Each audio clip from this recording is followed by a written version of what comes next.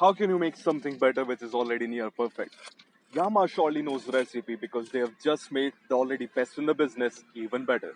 Hello and welcome to Motoroids. This is Anand Pandey and we have been riding the Yamaha R15 V4 for the past couple of days to get a deep understanding of all the changes that it has received and their implications in the real world. Can we skip to the good part? I hate doing that, but shall we?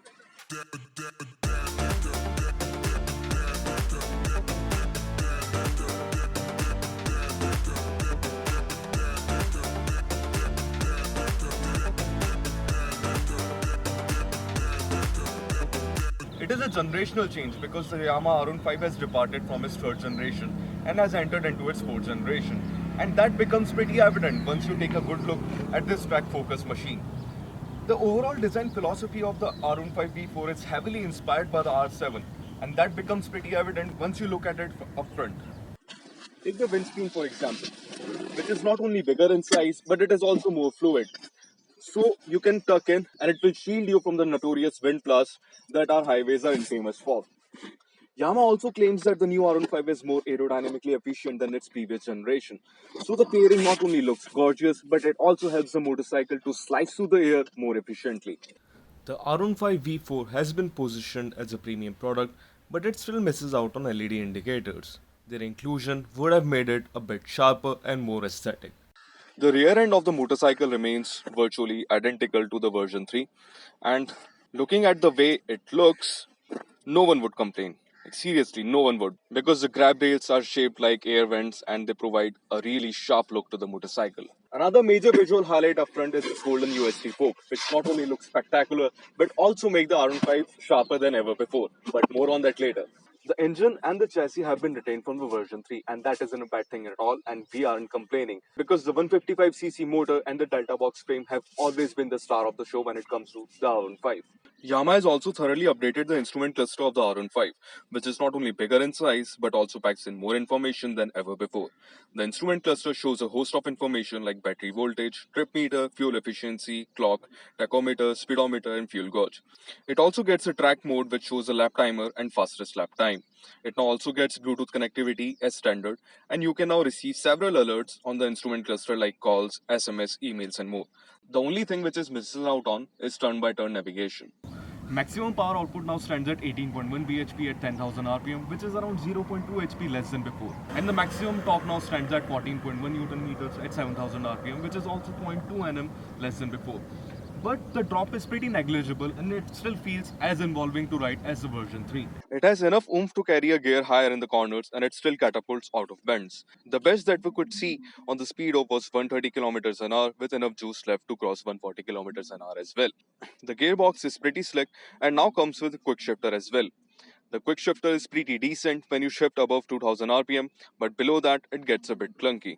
The R15 V4 now also comes with traction control, which is surely a welcome addition because we don't see many manufacturers offering such electronics in this price range. The 155cc motor is a free revving unit and the power is spread out throughout the rev range, all thanks to the variable valve actuation technology it comes packed with. The R15 has always been one of the best handling motorcycles in its class ever since its inception, and thankfully that hasn't changed in the version 4 as well.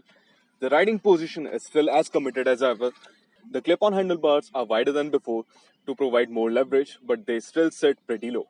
The R15 has gotten even sharper than before, and all thanks to the upside-down forks, which provide more rigidity when you are taking it around corners and under hard braking as well. The overall ride quality is still on the stiffer side, but it doesn't crash over bumps. But there's one thing for sure, the R15 doesn't like back roads because we had to ride around 50 kilometers on trail-like roads while we were coming from Mumbai to Pune, and that is a story for another day about those 50 kilometers. But the R15 broke our bags, broke our bones, and every part that you can think of. So there's one thing that it doesn't like bad roads. Show it some corners, and it will show you how involving it is, how fun it is to ride. Talking about its braking performance now, the R15 V4 gets a 282 front disc brake and a 220 rear disc brake. It also gets the safety net of dual channel ABS. The braking setup offers adequate bite and progressive feel at the lever. While we are at it, let's get to hear the exhaust note as well.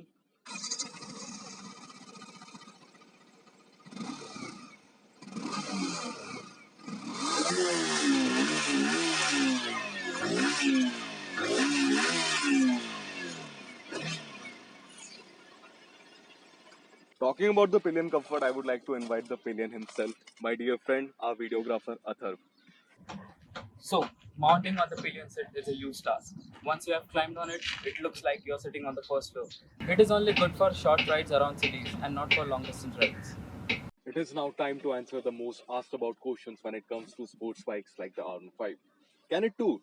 Now it entirely depends upon you getting used to your motorcycle because the riding position, the riding ergonomics are still as aggressive as ever, and Yamaha hasn't toned down the riding ergonomics even a bit. So if you can get accustomed to the riding position, it can tour. The R15 V4 is available in three colors, namely Racing Blue, Dark Knight, and Metallic Red. On the other hand, the R15M is offered in a metallic grey color option, along with the race-inspired Monster Energy Yamaha MotoGP edition. The M variant also gets R15 badging seen on the fairing and the seat. The seat pattern on the two bikes is also different, and the R15M variant also gets golden colored brake calipers and anodized blue fork caps. The R15M gets a quick shifter as standard. However, this feature is offered only with the racing blue color option on the regular R15 V4. Prices of the new R15 V4 begin at 1,72,800 lakh ex-showroom after the latest price hike, while R15M will set you back by 1,82,800 an ex-showroom, while the R15M will set you back by 1,82,800 ex showroom. The Racing Blue variant with quick shifter will cost you 1,77,800 ex showroom. So if you're looking for a comfortable motorcycle to tour or commute on, the R15 isn't for you and you should seriously look elsewhere. But, and that is a serious but, if you want your motorcycle to be super involving to ride, the R15 will absolutely blow your mind. It now also comes with the best electronics package that you can get in this price bracket, and it punches well above its weight when it comes to the overall electronics because it now gets traction control, quick shifter, and just look at it. It looks super gorgeous, and thanks to the upside down forks, it handles like a dream. And yes, it finally gets upside down, folks. It is now time to bid goodbye to the motorcycle and to you as well. So if you like this video and you found value in it, please do like and comment below and do let us know which variant would you be willing to buy if you had enough money to get the R15, the R15 base variant, the Racing Blue edition that you see here, the R15M or the Monster GP edition. Let us know in the comment section below. It is now time to bid goodbye. Until next time.